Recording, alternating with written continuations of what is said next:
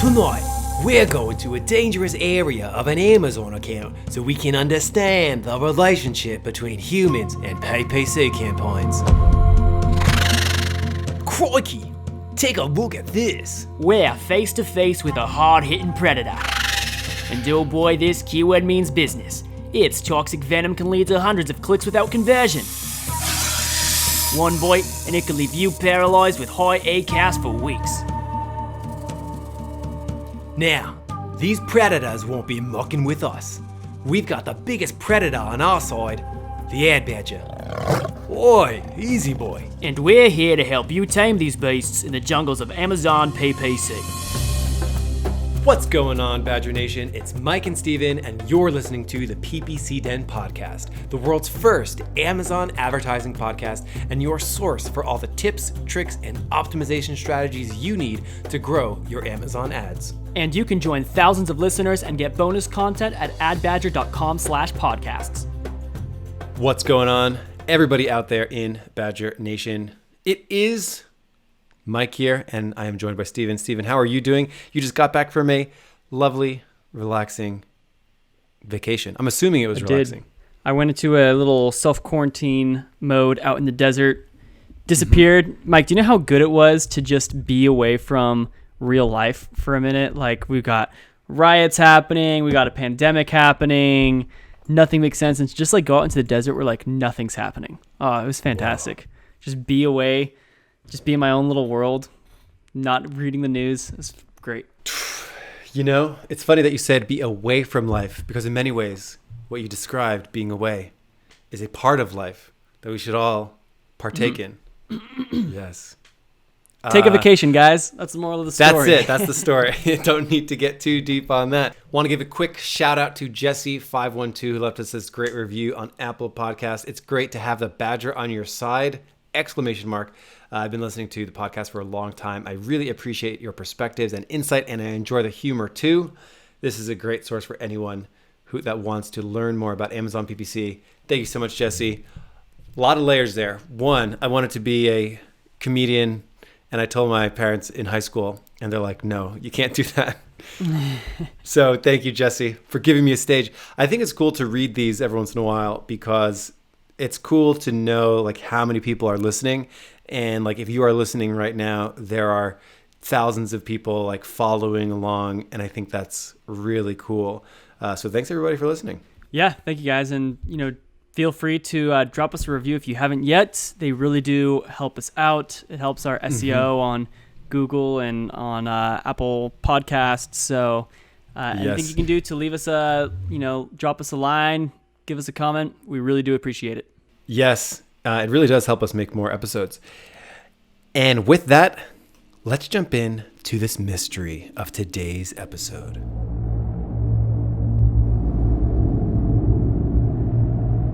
Alrighty, Steven. We are about to embark on a very special episode. This is going to be a two-part episode. Number one, it's already special. Number two, this two-part episode, we are going to be doing some detective work, some investigation, because we hear a lot of crazy things about Amazon PPC, talking to as many people as we do, seeing as many things as we see. However, we rarely hear conspiracy theories and crazy things coming directly from the hive itself, Amazon itself. I wonder if that makes the what we're hearing crazier because it's coming from Amazon. I have or more trustworthy. No idea how to process. Honestly, I'm flabbergasted. When I first read it, I was like, what? Wait, huh? And we're going to get into this age-old question. There's a lot of layers here. It's going to be a two-part episode. We're going to present the problem, and it's a popular one. However, I think the popular problem has been solved. However, it gets deeper. It goes all the way to the top, is what I've heard, with this particular conspiracy. The way that this all began, it was a normal Wednesday morning. I'm checking my email first thing. I got a question from a customer who I've spoken with quite a bit. And he basically wrote me, he's like, hey, like something's wrong in my account. I don't get it. I put a negative ASIN in my auto campaign, but I'm still getting a lot of clicks for that ASIN. He's like, I don't understand what's going on. Now, before you flip the episode off and say, well, duh, that person should know you cannot negative ASIN in an auto campaign, it gets deeper.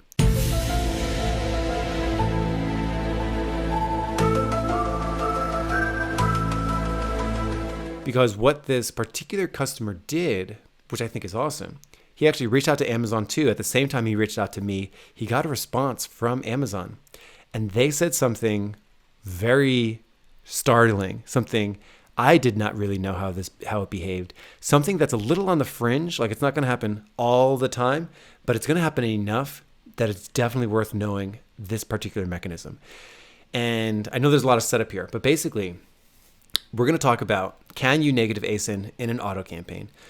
And we're going to get into this thing that Amazon said. Should we read it, Stephen? Should we actually read the thing that Amazon said? Okay. Let's go for it. So when he wrote Amazon and he said, hey, I'm trying to negative ASIN in this auto campaign. I can't get it. I'm still getting clicks for it. It has been asked, this question has been asked a lot. Can you negative ASIN in auto campaigns? And it's all over the internet. Like if you search that, it'll say, no, you cannot. You can go into your auto campaign and drop in a negative ASIN, but it doesn't actually do anything. I believe it just blocks that search. Yeah, only if someone is searching for the ASIN specifically. Nobody's doing that. Right. Customers, the normal, 99.9% of shoppers on Amazon have no idea what an ASIN is. Right. Whenever I'm looking to see if someone would recognize this type of ad or pick a difference between a sponsored product, sponsored brand, or know what an ASIN is or understand these things, I ask my mom. I do that all the time. I'll send her screenshots. I'll be like, hey, what is this? That's my market research. Mm-hmm. Does Mom and Knock listen to our show? She doesn't, but she's a... Mine neither. But yeah, well, we'll get them on. We'll get them on, maybe guests. Yeah. but anyways, people aren't really searching for ASINs. If someone is searching for an ASIN, it's probably a competitor who's trying to check out, do some research. Right. That has been a known answer to that question. Can you negative ASIN in an auto campaign? The answer is no. However, the thing that Amazon said, I think is startling, and we are going to be testing this. We're going to be researching. We're going to be talking to additional Amazon reps to see if they can confirm or deny what we're about to read. And we'll explain the test that we're going to do internally to basically verify this as well before the next time we come back with this 2-part. So let me get to it. Without further ado, here's the thing that the Amazon rep said, and I'm going to be reading verbatim. So again, this is their answer to the question, can you negative ASIN in an auto campaign? This was their answer. I would like to inform you that we would not be able to stop the ASINs to be searched by the customers or add the ASINs to the negative targeting in the auto campaign. Boom. So we already got, what we know. You cannot negative ASIN in an auto. Back to the quote. If you feel that the automatic targeting campaigns are appearing on the detail page of the products, which are not related to the product, so just me stepping in real quick, what they're saying is, your auto campaigns can also appear on product detail pages as well as searches. And if you don't want to appear there, here's what they say. Back to the quote. Then I would suggest you to add the keywords which are related to that product, such as the brand name, keywords from the title, bullet points, and description as negative keyword, that their typo, I'm not misreading, to your automatic targeting campaign to prevent your ad from being displayed on the detail page of irrelevant products. So what they're saying in this quote from an Amazon rep, they are saying that if you add the brand name or even just keywords from the title or words that are in the bullet points or description, it will block ASIN impressions from your auto campaign. This is how I think of this and interpret this. It seems like what they're saying is, all right, so we have 2 targets, right? And you guys, if you've been listening to a while, there's keyword targets and there's product targets, and it gets kind of trippy when it comes to auto campaigns, which tend to target both within a single ad group.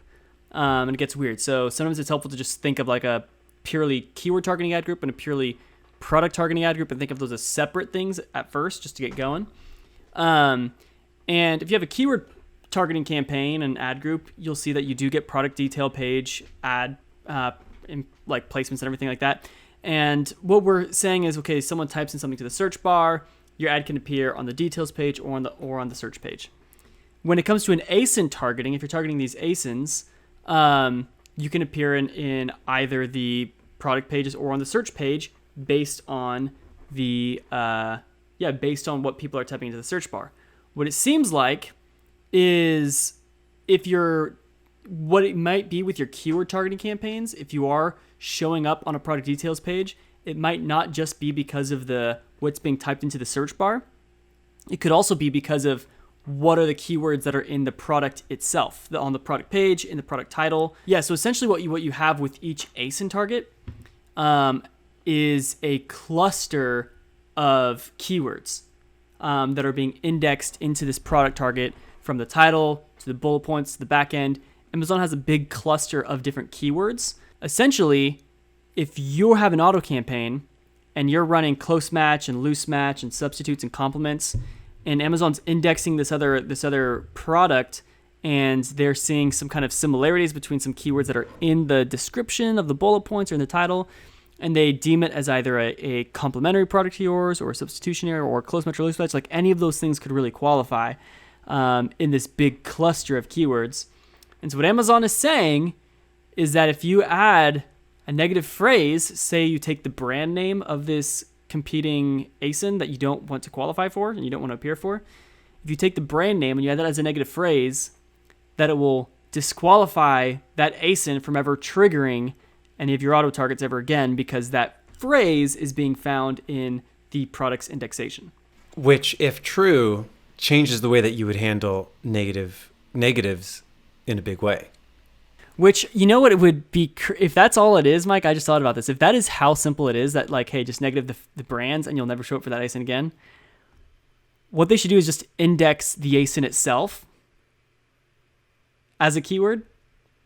And so that if you negative the ASIN, you'll, as a phrase match, if you negative phrase the ASIN. Right. I'm actually curious if that would work instead of doing negative exact, which might only do if someone searches it, if phrase includes like the whole indexation. I don't know. It's just a thought. We're thinking out loud. So what, by the way, so what Mike said, like this episode is really kind of just us. We received this email yesterday. We find it very interesting. We're running tests now. We're looping you guys in so that you can run your own tests, run along with us, bring us your own discoveries. Like this is a community we're learning together. And next week's episode, we'll tell you what we find. Yes. We'll get to the setup of our specific test and how we are verifying or denying this later in this episode. So to just walk it back a little bit, can you negative ASIN in an auto campaign? No. You can enter one in, but it doesn't actually do anything. And it do anything meaningful. It would only block it if somebody's actually searching that. And nobody searches ASINs. So the only place you can truly verified negative ASIN is in a product targeting ad group, in a manual sponsored product targeting ad group. That's pretty straightforward. Because when you do that, and we'll have images in the blog post for this episode at badger.com/blog, it's very straightforward. When you create a product targeting ad group, there's a specific section that is called negative product targeting, where you cannot even enter a keyword.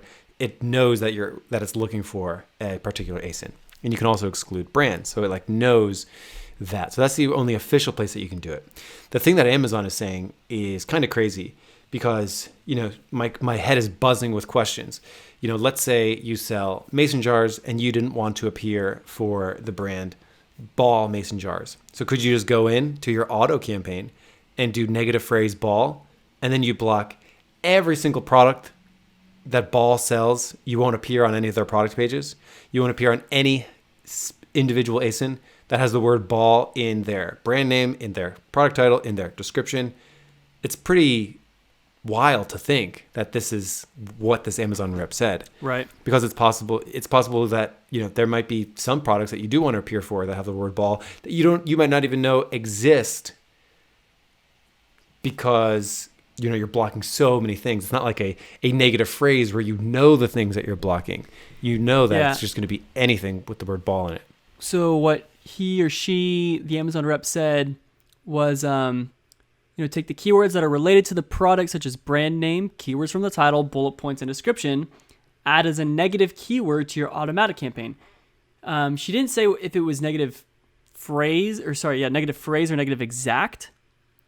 Because that's a question I want to know, like, what if I just copy the whole sentence from the bullet point and say negative exact, then is that like, what? Yeah, like exactly the question you're asking, Michael. What if you only want to be removed from this one ASIN and you're afraid of doing a negative phrase of like the brand or doing the negative phrase of something else might remove you from like tons and tons of ASINs and search terms that could have been relevant. Mm-hmm. It's kind of crazy to think under what this person said. If I negative phrase the word, I know it's a connector word, so it's not a great example. But if I were to negative phrase the word the, assuming that every product has the word the in their description somewhere, would I be blocking like every single product everywhere? Like that's what the person said. So if there was a word that all of your competitors would have in their product description and you entered that as a negative phrase, would you block every single ASIN impression ever? Yeah. So I said before, it looks like, if you're targeting, with ASIN targeting, it's treating these other ASINs as basically just like a cluster of keywords or basically search terms. But yeah, the kind of question is like, if it says the word ball in your mason jar example, if you negative phrase ball, does that eliminate that whole? Because what if someone else types in mason jar and ball mason jar shows up, and then are you still able to appear on that product detail page in front of the ball mason jar when you didn't want to show up in front of that ASIN, but someone typed in the word mason jar? Will really the negative phrase ball completely exclude you from that? Even if someone didn't type in ball, they typed in mason jar, like will that exclude you from the ball mason jar detail page? So we're trying to find these things out. So here's where we tell you what our test is and how you can get involved in the test. The first part of this test is we are reaching out to everyone. We are reaching out to you, dear listener. We're going to set you up with the situation because you probably have it happening inside your account too. We were poking around for prep on the show and, we already found some examples. We're reaching out to some friends, some community. And here's what the test looks like. And there's one main way that I think we can test this. I'm curious to hear if there are potentially other ways. If you have an ASIN in an auto that you do not want to appear for, so auto campaign, you have ASIN search term impressions, you don't want to appear for it. Can you identify a specific keyword that is in that ASIN that you don't want to appear for? So a good example is, let's say you're selling, I don't know, something obvious like a car tire on Amazon. It's not a bicycle tire. Did you get an ASIN impression that has the word bicycle in it? Negative exact the word bicycle, and then see if you get any more clicks for that. Like you look through your search term, you'll see it, and then you can sort of say, like, I don't want to appear for this one. It's got the word bicycle in it. I'm going to negative exact the word bicycle, and then you can actually maybe go to that ASIN and see if you had that impression anywhere, private browser type thing. See if you had that impression. So like you would go and you would check. That is how this can be tested. And then I'd love to hear like different ideas, like what if that was a negative phrase or a negative exact? Does that impact? I think that's one way to test it for a specific individual ASIN. Yeah, our example is, a product. I'm not going to say the exact product, but it's similar to a shampoo and conditioner. And we're not showing up for search terms of things that are saying like razor and trimmer and shaver. We're not showing up for those on the search term end of things, because that's not being triggered by close match and loose match, but it is being triggered by the complements auto target. And so Amazon is saying, oh, these products are complementary. They're not exclusive. Someone might want hair and shampoo and a shaver for their legs or whatever, or their beard. So we're negative phrasing shaver, trimmer, razor, all these different things. And we will see in the coming week if we still show up for ASINs with these, and we just took these from the title. So if we're going to see in the next week, will we get any ASINs triggered by will any ASIN be triggered by our complements or our substitutes that has these words in their title? I have a question for you, Stephen. Do you think it could be a pretty quick test? Like, do you think if you notice that word that you want to block, do you think you can add it and then literally a minute later go into a private browser and see if you can trigger it?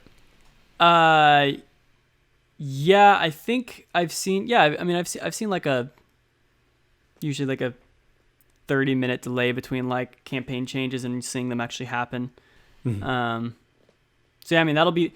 I mean, so that'll be this will be the thing that's tricky to watch, Mike. Say I were to take this ASIN right now, this electric shaver, okay, which is showing up in my search term reports. I don't want to appear for that. Now, let me just say I just go straight to that ASIN's URL without typing anything in the search term bar or anything like that. I just go straight to that product's URL. There will be sponsored products on the bottom there that aren't based on any search terms that I typed in on Amazon. So I believe those those sponsored products are a combination of keyword targeting campaigns that have been picked up on keywords that are in the product listing itself, and any ones that are like targeting complements, substitutes, or this individual ASIN. So it's a combination of both. We're in muddy water. Yeah. So I mean, if I were to go to that campaign, the tricky thing would be like, if I still see my ad there showing up, I'd have to double check. Okay, is there any other? Maybe I have a phrase match in another campaign that just says the word hair, and that's getting me to show up on this campaign. Yeah. On this, get my ad to show there. So I mean, that'll take a different kind of testing to see if my ad's actually appearing there. But at least for this campaign that we just added negative phrases to at the campaign level, we can for sure keep an eye on that and see if we're still triggering any impressions for these ASINs. Yeah. So that is the test. And if this test is true, I think if it's true, like if you can do this, does adding a negative keyword block those ASINs that have that word in it from those product detail impressions? That's kind of big because that would really improve your auto targeting precision. Like you'd be able to get a lot more precise with your auto campaigns, which totally aligns with like the core ethos of any good digital marketing, which is cast a wide net and then refine it over time. This would allow you to really refine in a way that potentially like was unknown previously. So this is some pretty cool stuff. Yeah, but you know what's really annoying about this though, Mike, is that it doesn't solve the problem, because even if this whole negative phrase thing does work, I mean, when you download a search term report, you can't see the ASIN title. Yep. So if you're trying to do changes quickly and in bulk, what are you going to do? Open up every single ASIN in an individual tab to see what the product title is? Now, if you're operating straight off the UI within Amazon, within the Campaign Manager, and you're looking at the search terms within Campaign Manager, you can see the titles right away, and you can write down a list of negative phrases you're going to add. But it's just slow, and you can't really do it in bulk. And a better solution is one that we've had before, but just not using complements and substitutes in auto campaigns, and instead just running a category targeting, and from there you can just negative ASIN, no problems. Right. Exactly. So like that's the ASIN. That's what the Amazon rep should have said. Right. That's the ASIN up the sleeve the entire time. Like, can you negative ASIN in an auto? Well, you can just like wholesale block every single one and put it in a product targeting ad group in a manual campaign and just do it there, which we'll probably get into in next week's episode in a little bit more detail. But yeah, I mean, that's the truest solution. Interesting. Very interesting stuff. Well, we'll keep you guys posted on what we find. Again, we're going off of an Amazon reps conspiracy theory this week, and we've had our own list of conspiracy theories, but we'll definitely keep you guys up to date as we test this out, and we'll let you know what we find.